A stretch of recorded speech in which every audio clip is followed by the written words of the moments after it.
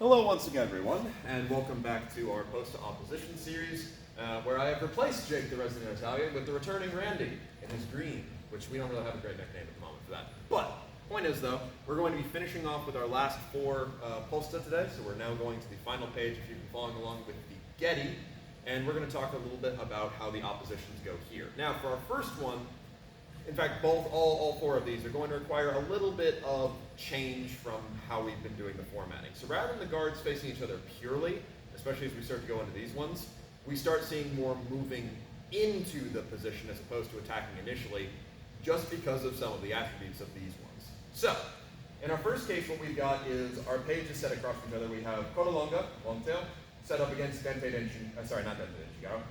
up against Bicorno, the two horn guard. So, in this case, what I see this as is Codalonga's main attribute is going to be its ability to cut with a strong fendenti and close in. So not only can he throw a cut from distance, but more importantly, it allows him to pass forward with his great strength, causing most times for people to parry very close to them. When they do that, he's now set up for any one of his closing actions.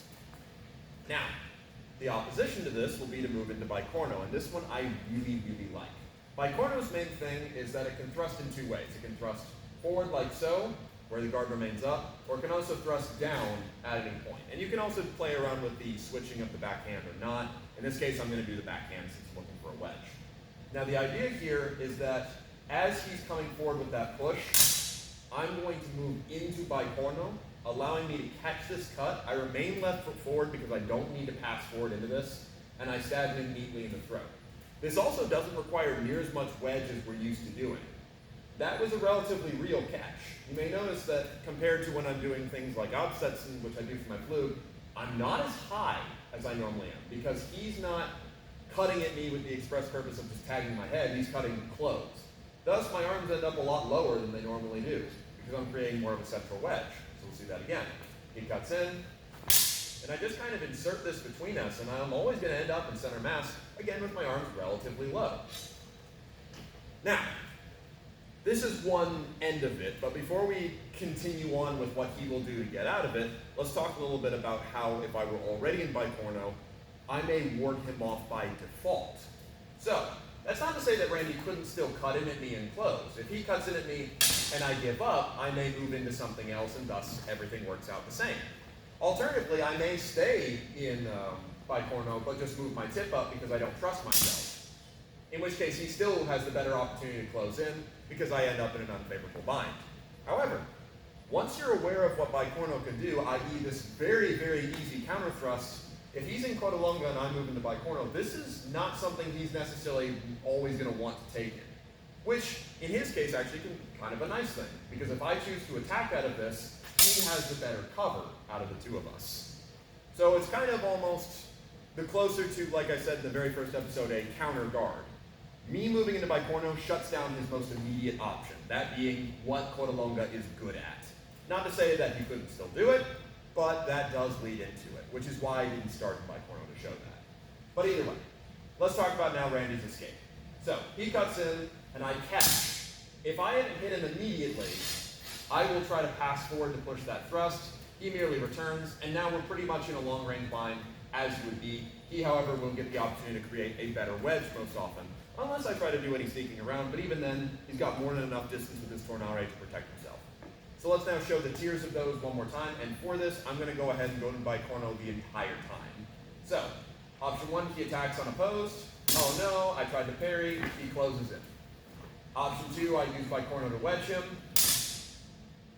Option 3, I use Bicorno to wedge him, but he retreats,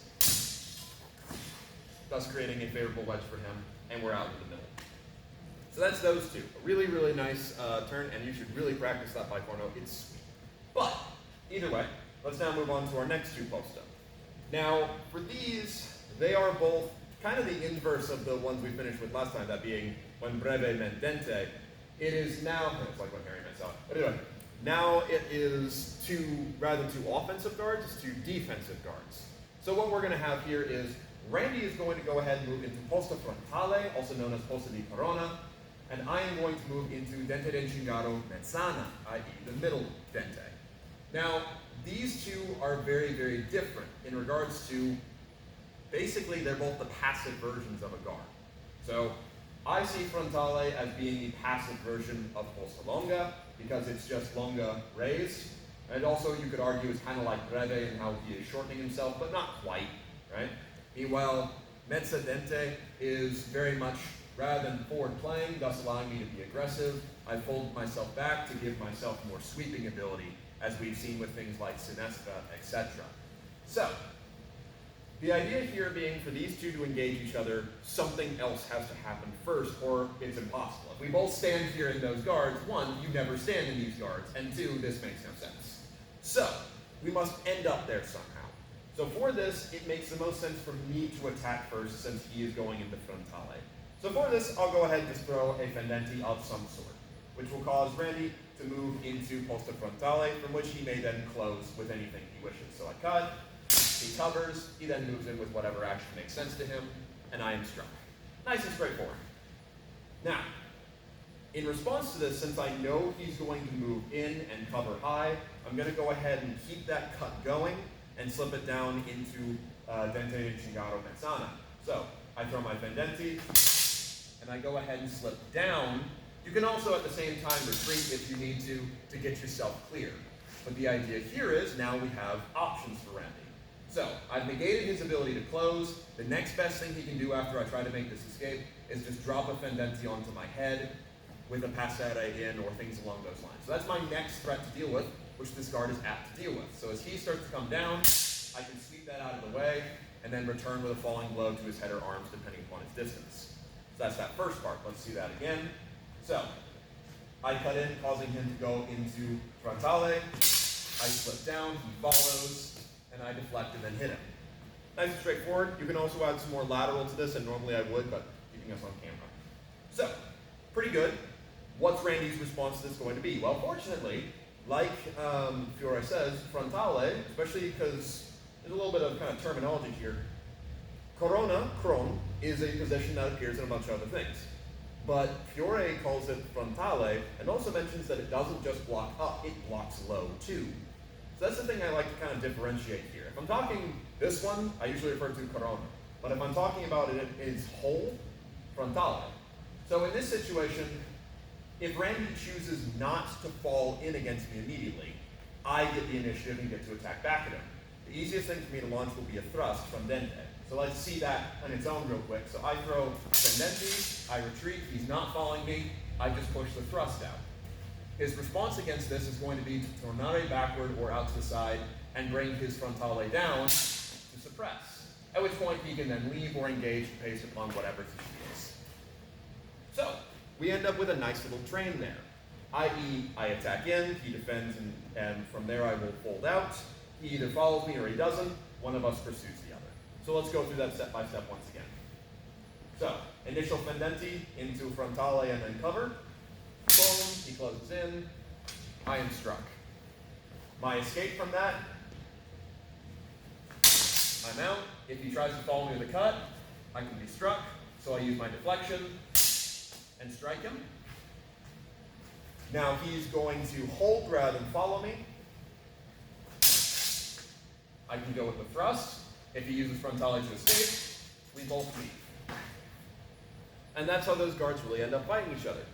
So, nothing too crazy groundbreaking, as it just kind of goes down the dente tree once again, with a little bit of frontale, but I do believe that those guards do fight each other quite well, since they're the high and low guards respectively, compared to more middle stuff that we've been used to.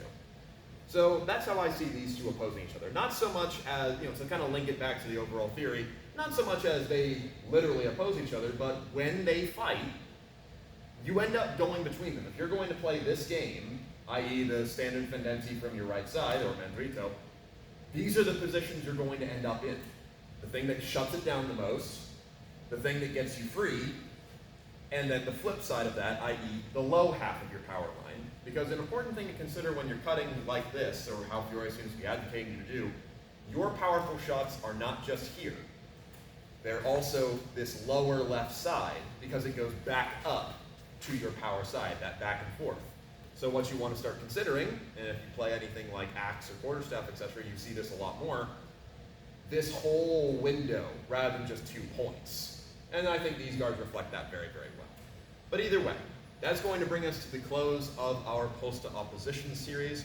Like I said, tinfoil hats on for the whole thing. For all we know, Fiore did not intend for these and he just set them apart because they looked good. But with something that has had so much care put into it, I just don't believe he would do that for no reason. So I do believe that when these guards fight each other, they're not meant to be counters, but they are meant to give certain principles that highlight what the guard is good at. And certainly if you just practice the kind of little drills that we've been showing over the course of the series, you're going to learn a lot in just regards to comfort of moving through your posta, because that's really the important thing. You are fighting from 12 positions. You should know what every single one of them is good at and what happens when they run into others, because you may not find an exact posta facing you, but you will find something like it, I guarantee. But either way, thank you very, very much, Randy. And thank you all very, very much for sticking with the series. This will conclude it. However, I do have some other longsword stuff that will be coming up to fill its place, so stay tuned for that. But otherwise, thank you very, very much for watching. We'll go over some other techniques another time.